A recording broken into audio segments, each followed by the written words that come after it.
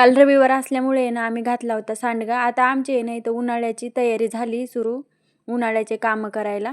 तर इथे आहे ना पौष महिन्यात जर सांडगा घातला ना त्याची चव एकदम छान लागते. तर त्यासाठी आहे ना इथं बारीक कोथिंबीर, मेथीची भाजी हे कट करून घ्यायची होती. आता रात्रीच मेथीची भाजी, कोथिंबीर हे आहे ना धुवून नितळायला ठेवलं होतं. आता रात्रभर ना सर्व पाणी त्यामधलं निघून गेलं आणि मग सकाळी अशी मोकळी झाली होती भाजी, कोथिंबीर. तर मग आहे ना सकाळी छान बारीक कट करून घेतली. आता सांडग्याचं पीठ मळायचं होतं त्यासाठी आहे ना इथं धने, लवंगा, मिरे मिक्सरमधून काढून घेतले आणि ह्याचं आहे ना एकदम बारीक असं हे करून घेतलं. जास्त बारीक पण नाही, जास्त ठोकर पण नाही, मीडियमच काढून घेतलं. तर हे अशा पद्धतीने काढलं होतं हे.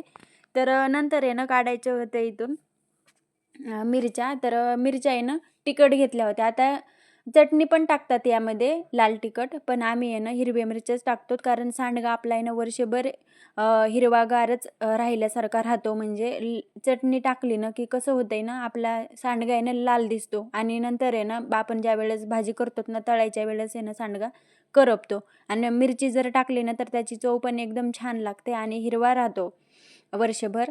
तर मग इथे आहे ना पीठ घेतलं होतं सांडग्याचं आणि नंतर आहे ना त्यामध्ये भाजी, कोथिंबीर हे सर्व कट करून टाकलं.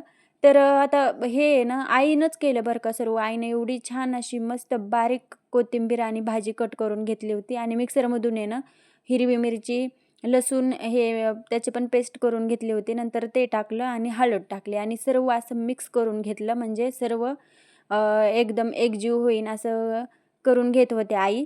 तर आता सांगते तुम्हाला पौष महिन्यातलं कसं आहे ना, तो मानच असतो बघा. पौष महिन्यात सांडगा घातला की त्याची चव एकच नंबर लागते. तर शेवटचा रविवार होता हा पौष महिन्यातला, मग त्या दिवशी घातला. तर रविवारी कसं आहे ना निवांत पण असतं, जास्त काही घाई गडबड नसती. तर मग इथं आहे ना आता हे आहे ना पाणी खूप शोषून घेतं हे पीठ. तर आता किती पण पाणी टाकलं ना तर त्यामध्ये पाणी खूप बसतं. तर असंच करून करून पाणी टाकून टाकून मस्त असं मळून घेतलं हे पीठ. आणि आता आहे ना हे पीठ अशा पद्धतीने मळलं आणि आता ह्याला आहे ना 1 तास छान भिजू दिलं हे पिठाला आणि नंतर मग करायला घेतले सांडगे.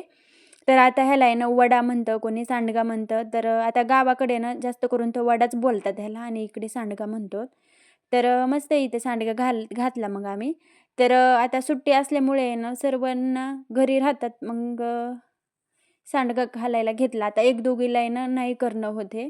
तर चला मग ही सांडग्याची रेसिपी आणि सांडगा घातलेला कसा वाटला नक्की कमेंट करून सांगा आणि आपल्या चॅनलला सबस्क्राईब करा. चला भेटूया अशाच नवीन व्हिडिओमध्ये. तोपर्यंत बाय बाय.